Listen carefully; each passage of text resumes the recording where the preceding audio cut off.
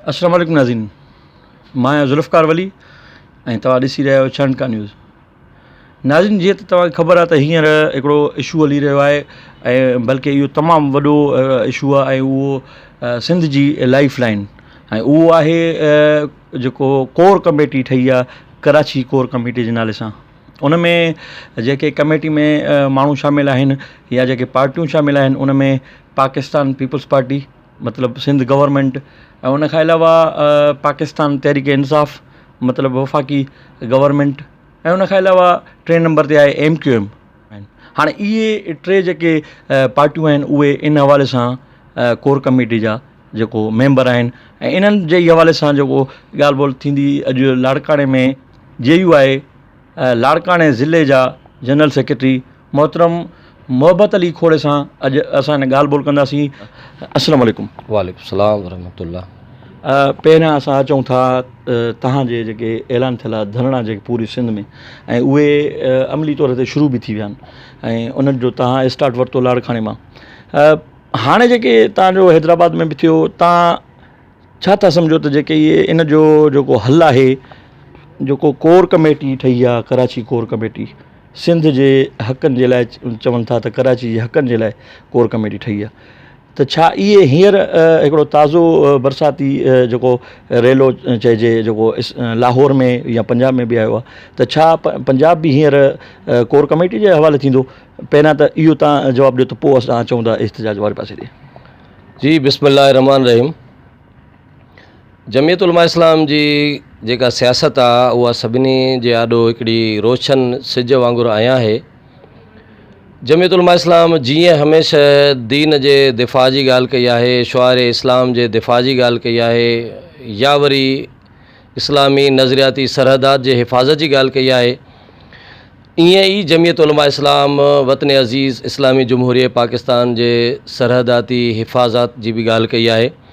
ऐं हमेशह जॾहिं बि असांजे वतन अज़ीज़ पाकिस्तान जे मथां को कड़ो वक़्तु आयो आहे या कॾहिं असांजे दुश्मन पाड़ेसरी मुल्क इंडिया सां जेकॾहिं का कशीदगीअ जेको माहौल पैदा थियो आहे, त जमियत उलमा इस्लाम हमेशह खुल्लम खुल्ला इहो ऐलान कयो आहे ऐं पाकिस्तान आर्मी ॾे बि इहो पैगाम मोकिलियो आहे त असीं वतन जे दिफ़ा जे लाइ हर मुश्किल घड़ीअ में पंहिंजे मुल्क जे फ़ौज सां शाना बशाना बीठा रहंदासीं ऐं तारीख़ खे दोहराईंदे असीं पंहिंजे वतन जे दिफ़ा जे लाइ हमेशह जान जो नज़रारो ॾियण में बि असां नक़ीबाईंदासीं। अहिड़े तरीक़े सां सिंध धरतीअ जे हवाले सां बि जमियत उलमा इस्लाम जो वाज़े मौक़िफ़ रहियो आहे त सिंध खे हमेशह नज़रअंदाज़ कयो वियो आहे। सिंध सां हमेशह जॾहिं खां वठी पाकिस्तान मार्ज़ वजूद में आयो आहे त हमेशह सिंध सां माटेली मां वारो सलूक कयो वियो आहे। सिंध जे वसाइल ते हमेशह असां सां वेसाघाती कई वई आहे, पोइ चाहे उहो NFC अवॉर्ड जो मसइलो हुजे या के ॿिया अहिड़ा वंड विरछ जा मसइला हुजनि। हालांकि सिंध सभिनी खे ख़बर आहे त 70% रेवेन्यू सिंध ॾिए थो। सिंध में माशाअल्लाह ज़राअत जेका आहे उहा तव्हां ॾिसो, सिंध जो कोयलो ॾिसो, सिंध जो अंब ॾिसो, सिंध जो ज़ैतून ॾिसो, सिंध जी खजूर ॾिसो, या सिंध में जेकी ॿिया ट्रेंड मौजूदु आहिनि, त उन हवाले सां सिंध हिकिड़ो अहिड़ो त हसीन सरसब्ज़ ऐं हिकिड़ो उपत ॾींदड़ खितो आहे जो थियणु त ईअं खपंदो त सिंध खे बदिले में बि हिकिड़ो मुनासिबु सुठो ऐं उनजो हक़ हिसो जेको थिए थो ॾियणु खपे, पर सिंध सां हमेशह माटली मां वारो सलूक कयो वियो आहे। मुख़्तलिफ़ वक़्तनि ते सिंध खे विरहाइण जी कोशिशि कई वई आहे, टोड़ण जी कोशिशि कई वई आहे, पोइ उन में मुख़्तलिफ़ क़िस्म जा हिकिड़ा ख़ूबसूरत सब्ज़ बाग़ ॾेखारिया वेंदा आहिनि। जीअं कॾहिं कॾहिं पंहिंजो कराची खे सिंध खां अलॻि करे हिकिड़ो अलॻि सूबो ठाहिण जी ॻाल्हि कई वई आहे। MQM जेकी तव्हां ॻाल्हि कई हिकिड़ी दहशतगर्द तंज़ीम आहे, मां त उनखे सियासी जमायत बि न चवंदुसि। उहे ॾींहं उन्हनि खां विसरी विया आहिनि जॾहिं सिंध जे नौजवाननि जा ॿोरियुनि में बंदि थियल टुकड़ा टुकड़ा लाश मिलंदा ऐं उन्हनि जा जॾहिं उहे दहशतगर्द पकड़बा विथ एविडेंस ऐं उहे एतिराफ़ कंदा त वाक़ई असां क़तलु कयो आहे, ऐं उहे इन ॻाल्हि जो बि उहे निशानदेही कंदा त असां पंहिंजे क़यादत जे चवण ते इहो कयो आहे ऐं असीं जेको टारगेट बणाए रहिया आहियूं सिंधियुनि खे त जीअं कराची छॾे वञनि, त उन मुतालबे जे पसे मंज़र में बि ॾिसिजे त हू हमेशह जॾहिं चवंदा आया आहिनि त बाबा कराची खे या त सिंध जो हिसो न सम्झो वञे या त अलॻि सूबो बणायो वञे। अहिड़े तरीक़े सां कुझु अहिड़ा सिंध दुश्मन जेके अनासिर आहिनि उहे बि सिंध खे इन ख़ुशहाल कंडीशन में नथा ॾिसणु चाहिनि। गुज़िरियल पीपल्स पार्टी जी गवर्नमेंट में सिंध जे अंदरि हिकिड़ो ॿिटो निज़ाम मुतारिफ़ करायो वियो। इंतिज़ामी तौर ते रूरल सिंध जो हिकिड़ो लफ़्ज़ क्रिएट कयो वियो ऐं कराचीअ जो हिकिड़ो लफ़्ज़ क्रिएट कयो वियो। अलॻि अलॻि इंतिज़ामी तौर ते उन्हनि खे तक़सीम करण जी कोशिशि कई वई।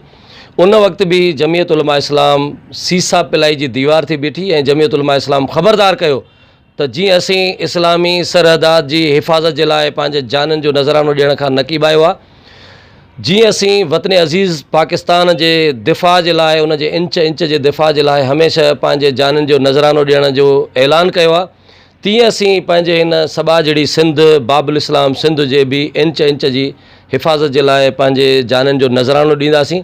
असीं कंहिं बि क़ीमत ते सिंध जे मथां धारियनि जो कब्ज़ो बर्दाश्त न कंदासीं।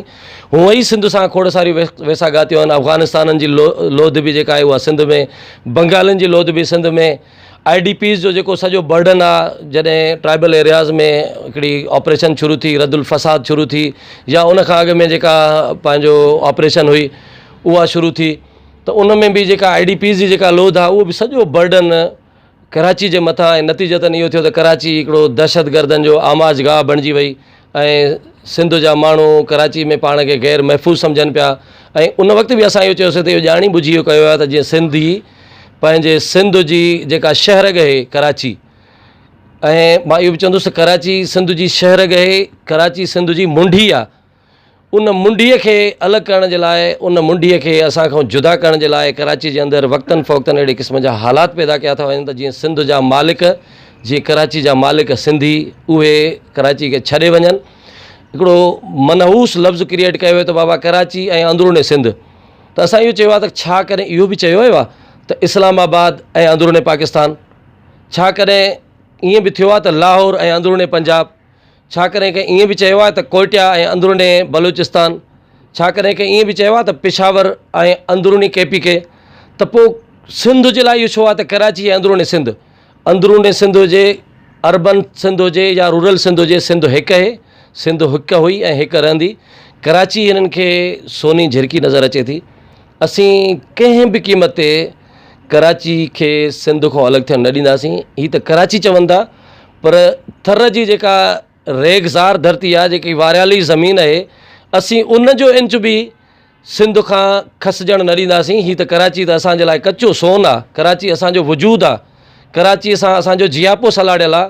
त इन्हनि जी भुल आहे। जमियत उलमा इस्लाम जो हर कारकुन इन ॻाल्हि जे लाइ संदरो ॿधी मैदान ते निकितल आहे त असीं पंहिंजे धरतीअ जो दिफ़ा कंदासीं इंशाअल्लाह।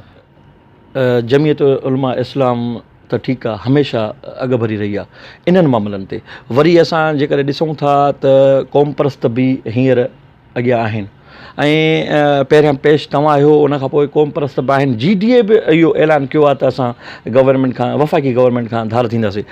त पोइ ईअं छो थींदो आहे? छा सिंधी माण्हुनि खे हिननि बेवकूफ़ सम्झो आहे या हरूभरू इशूज़ ॿिया आहिनि ऐं माण्हुनि खे ॿिए पासे लाड़ो पियो वञे, या इन्हनि जे जेको तर्ज़ सियासत आहे, तर्ज़ अमल आहे, उहो को ॿियो आहे, या उन खां पोइ वरी जेकॾहिं असां अचूं था पाकिस्तान पीपल्स पार्टी बि घणे क़दुरु सिंधी माण्हू उन में आहिनि शामिलु।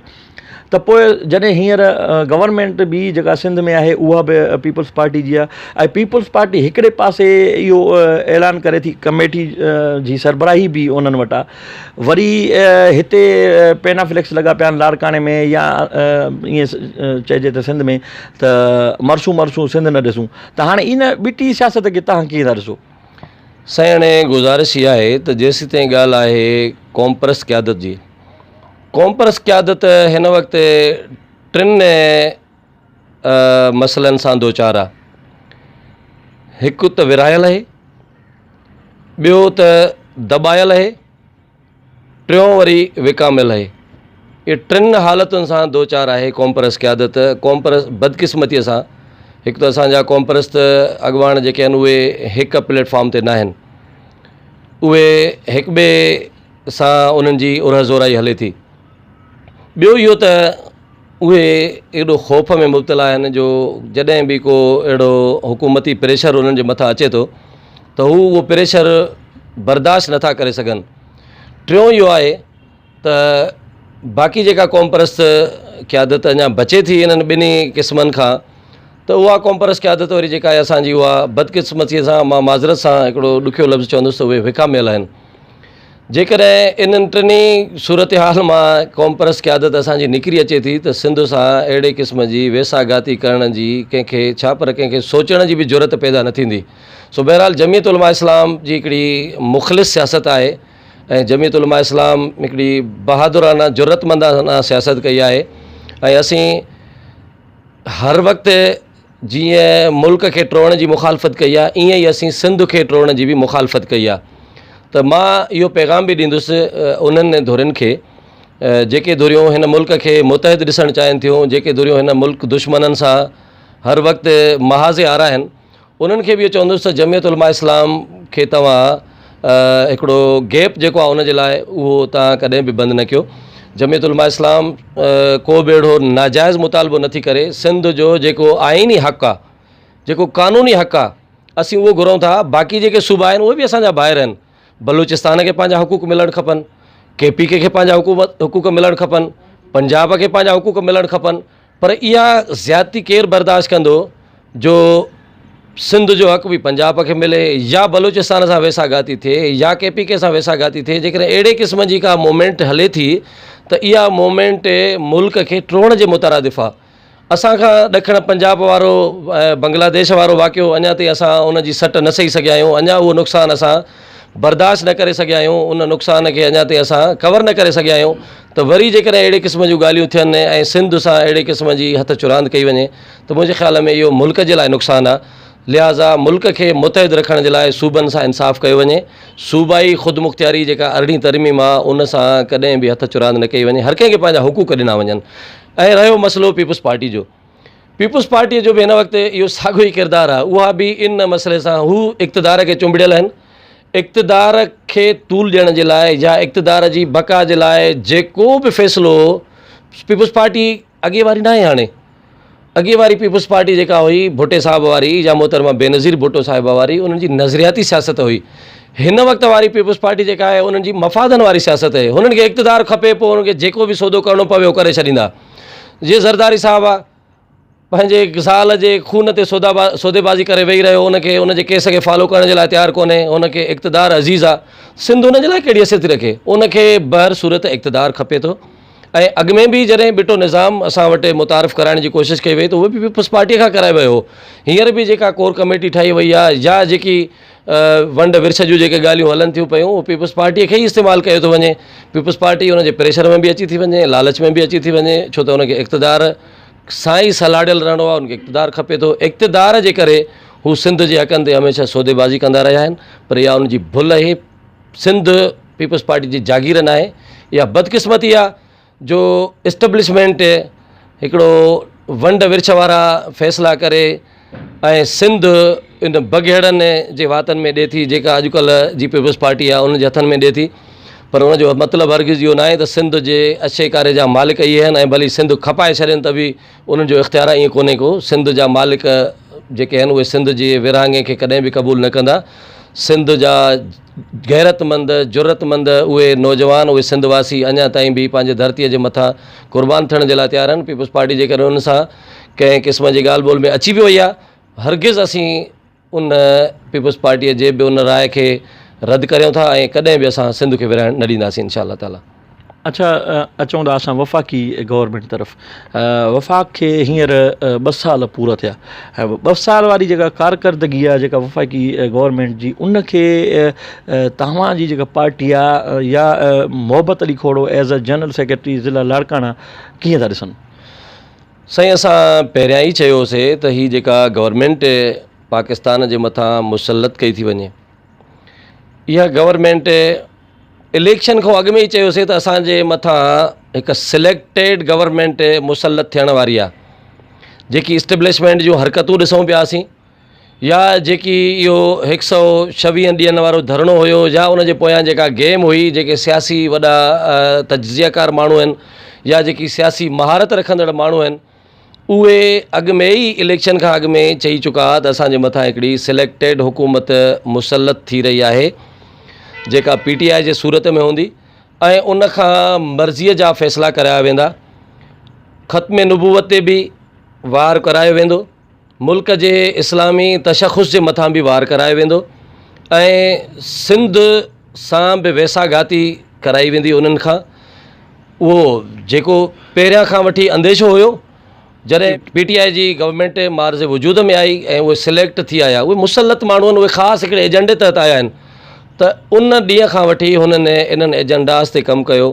करतारपुर रायदारी मनसूबा खे वठो, या तव्हां जेको आहे पंहिंजो ख़त्म नबूवत वारे कानून में तरमीम वारे मसइले खे वठो, कादियानियुनि खे फैसिलिटेट करण वारे मसइले खे वठो, या इस्लामाबाद में जेको तारीख़ में पहिरियों दफ़ो पंहिंजो मंदर जे तामीर खे वठो सरकारी ख़र्च ते, त या वरी हाणे जेके इहे ॻाल्हियूं कहिड़ी ज़रूरत पई आहे इन्हनि ॻाल्हियुनि जी, आख़िर छा मसइलो आहे, कराची इंतिज़ामी तौर ते कहिड़ी उन में वीक पॉइंट आहे, जॾहिं त कराची सिंध जी राजधानी आहे, सिंध जी गवर्नमेंट उते आहे, वज़ीर आला उते वेठो आहे, बल्दियात वारो मिनिस्टर उते वेठो आहे, मेयर उते वेठो आहे, ऐं हिकिड़ा ज़िला ठहियल आहिनि, उनजा डिप्टी कमिश्नर या कराची जो कमिश्नर, इहो सॼो हेॾो सारो हिकिड़ो सिस्टम आहे। आख़िर उन में बजाए उन जे जो उन्हनि खे मुतहरिक कनि ऐं उन्हनि जे मथां नज़र रखनि या उन्हनि खे उनखां कमु वठनि, उनखे ज़िम्मेवारी पूरी कराइनि, बाक़ी ही अहिड़े क़िस्म जी कमेटी ठाहिणु इहो हिकिड़ो सिंधी माण्हुनि सां फ्रॉड आहे, हिकिड़ो धोखो आहे। ऐं उहो PTI जे गवर्नमेंट जेका सिलेक्टेड आहे, इहो उन खां ई करायो पियो वञे, पर उन्हनि खे बि ख़बरदार मां कयां थो त असीं उन्हनि खे बि अहिड़े क़िस्म जो को अमल न करणु ॾींदासीं इंशाअल्लाह। अच्छा, हाणे इहो बलदियाती जेके इदारा आहिनि उन्हनि जो टाइम पीरियड पूरो थी वियो आहे। UC चेयरमैन त जेके आहिनि 2 तारीख़ ते ई उन्हनि जो जेको आहे सो टाइम पूरो थी वियो, ऐं बाक़ी जेके आहिनि दोस्त उहे मेयर हुजे या डिस्ट्रिक्ट काउंसिल जो चेयरमैन हुजे या टाउन चेयरमैन हुजनि, उहे 30 तारीख़ ते उन जो मुदो पूरो थो थिए। त पोइ जेका इलेक्शन ईंदड़ आहे उन में खटणु चइजे या उनखे पंहिंजे हवाले कजे, जीअं चइजे त हीउ टुकड़ो मुंहिंजो आहे, हीउ टुकड़ो मुंहिंजो आहे, उन विर्छ जे करे हींअर जेको सिंध गवर्नमेंट आहे उन्हनि हिकिड़ो फ़ैसिलो बि कयो आहे। इहा हिकिड़ी न्यूज़ अची बि वई आहे, जेको उन्हनि इजलास कोठायो पाण में, ऐं उन्हनि हिकिड़ो फ़ैसिलो बि कयो आहे त सिंध में वधीक ज़िला ठहंदा, जंहिंमें कराची में बि हिकिड़ो जेको ज़िलो 7हों ज़िलो जेको चवनि था उनजो क़याम बि आणनि था। त उन ते बि जेके मुख़्तलिफ़ उन्हनि जा MQ वारनि जा बि जेके बयान अची विया आहिनि त जेकॾहिं ज़िलो ठहंदो त पोइ कराची सूबो बि ठहंदो। त हाणे तव्हां छा था सम्झो त इहो पीपल्स पार्टी जो जेको वधीक ज़िलनि ठाहिण जो जेको इहो अमल आहे, जीअं हाणे उन्हनि जो इहो बि चवणु आहे त बाक़ी माना जेका सिंध आहे उन में बि खैरपुर में बि ऐं गंबट जे लाइ बि चवनि था, कुझु ॿियनि शहरनि जे लाइ बि चवनि था त उते बि जेको वधीक ज़िला ठहंदा। त इहो अमल तव्हां छा था सम्झो, इहो सियासी पंहिंजो ग्राउंड ठाहिण जे करे था कनि या सिंध सां मोहबत आहे? बल्दियाती इलेक्शन खां अॻु में अहिड़े क़िस्म जो फ़ैसिलो उन में पीपल्स पार्टीअ जी बदनीयतीअ खे रद्द नथो करे सघिजे, पर असीं सियासी मफ़ादात खां हमेशह अवामी मफ़ादात खे तरजीह ॾिनी आहे।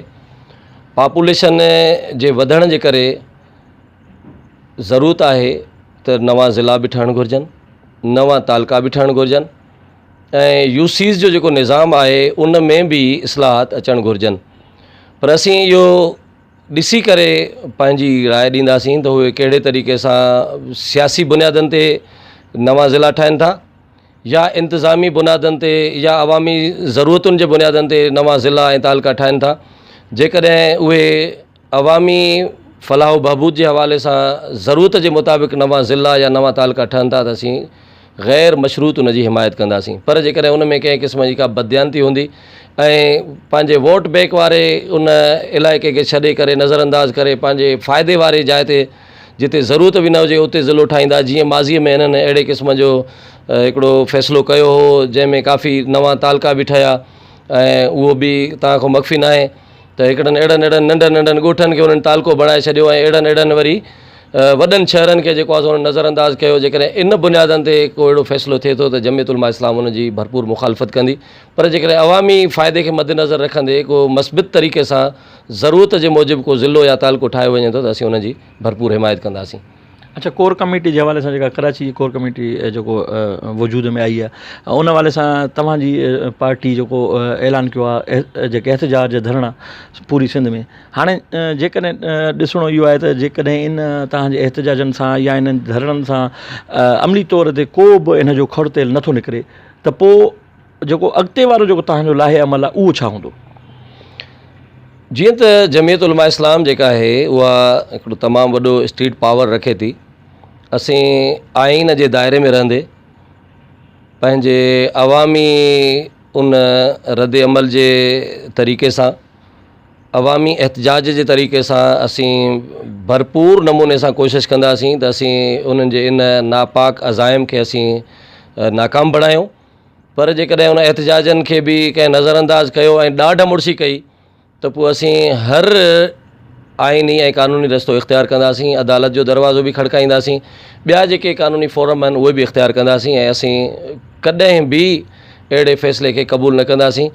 पोइ जेकॾहिं का मुज़ाहमत करणी पई त बि असां आइन ऐं क़ानून जे दायरे में रही करे असीं पंहिंजे धरतीअ जे बक़ा जे लाइ मुज़ाहमत बि कंदासीं। आख़िर में तव्हां खां हिकिड़ो मैसेज वठंदुसि त जेकॾहिं असां ॾिसूं था त कोर कमेटी में जेके 3 पार्टियूं जेके शामिल आहिनि उन्हनि खे उहे बसि अची विया, उहे गवर्नमेंट वफ़ाक़ हुजे, सिंध हुजे या कराची जे हवाले सां हुजनि, त उहे टिनी पार्टियुनि खे तव्हां कराची जे हवाले सां इन कोर कमेटी जे हवाले सां कहिड़ो मैसेज ॾींदो? मां साॻी ॻाल्हि कंदुसि इन्हनि पार्टियुनि जे हवाले सां। जीअं मां हिकिड़ो MQM ॿुधायो हुयुसि त हू त रोज़े अव्वल खां वठी सिंध जा दुश्मन रहिया आहिनि, उन्हनि जो हिकिड़ो तासुब रहियो आहे सिंध सां। बाक़ी जेकी आहे PTI आहे उन जे लाइ बि मां इहो चई हुयुसि त हिकिड़ी सिलेक्टेड हुकूमत आहे, हिकिड़ो मख़सूस एजेंडा जे तहत उहे मुसलत थिया आहिनि, सिंध में उन्हनि खे सीटूं मिलियूं आहिनि, त उन्हनि खे बि मां इहो पैगाम ॾींदुसि त अहिड़े क़िस्म जा हथ कंडा इस्तेमालु न कनि ऐं बिल आख़िर वरी बि उन्हनि खे अवाम में अचिणो आहे। पीपल्स पार्टीअ खे बि साॻियो ई मैसेज ॾींदुसि। सुभाणे ईअं न थिए जो बल्दियाती इलेक्शन में माण्हू भॼाए अव्हांखे गुलनि जा हार पाराईंदे अव्हांजो इस्तक़बाल हिकिड़ो किननि अंडनि ऐं टमाटनि सां कनि ऐं जीअं तव्हां माज़ीअ जे इलेक्शन में जेको माण्हुनि तव्हां सां वर्ताव कयो अञा उनखां बि ॾुखियो हिकिड़ो वर्ताव कनि। लिहाज़ा सिंध जे वहदत ते वार न कनि ऐं सिंध जे वजूद खे कंहिं क़िस्म जी उन सां का छेड़छाड़ न कनि। सिंध जेका आहे उहा ई रहंदी। बाक़ी अंदरूनी तौर ते जेकॾहिं सिंध जे अंदरि तव्हांखे इंतिज़ामी तौर ते वधीक ज़िला या तालुका ठाहिणा आहिनि त असीं उन्हनि जी तव्हां सां भरपूर नमूने सां हिमायत कंदासीं। वॾी महिरबानी सर, तव्हां टाइम ॾिनो असांखे। Thank U.